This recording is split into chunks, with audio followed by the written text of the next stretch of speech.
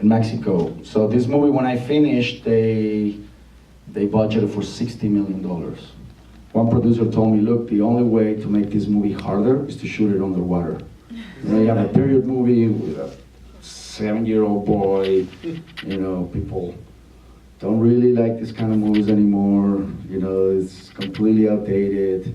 So everything was no, no, no, no. This movie is about believing in the impossible. So the more he made it more impossible, the more I actually liked it, because I was like, that's exactly what I wrote. This kid thought that he could end World War II. I think I can make this movie. And at that time, I thought we didn't have no $1 on the budget. So we started looking at the options, if we can lower the budget, and if it was impossible to lower the budget in the US. And we started looking all around the world to see if we can lower it. And of course, unfortunately, in Mexico, everything is cheaper. So we decided to budget it. What happens if we build the entire town? What happens if we build everything? And we built the entire town, streets, telephone poles, even the port when the kid stands, we built that into the water. You know, I remember when they were building that, it was so dangerous because using major power, electrical power. And at the end, you know, they gave us the budget and says, you know, it costs just this much to build an entire town. And it was like, honey, you know, it was like incredible. I was like, okay. So we budgeted from 60 to now to 20.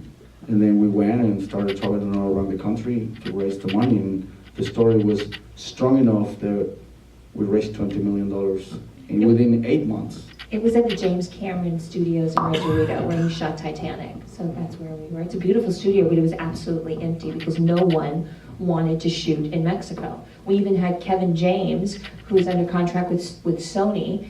They didn't want to let him even come to shoot. So they would fly him in on a helicopter and fly him back to San Diego. And once he saw, like, oh my gosh, this is so ridiculous. I can't believe I'm flying in the helicopter. It's totally fine.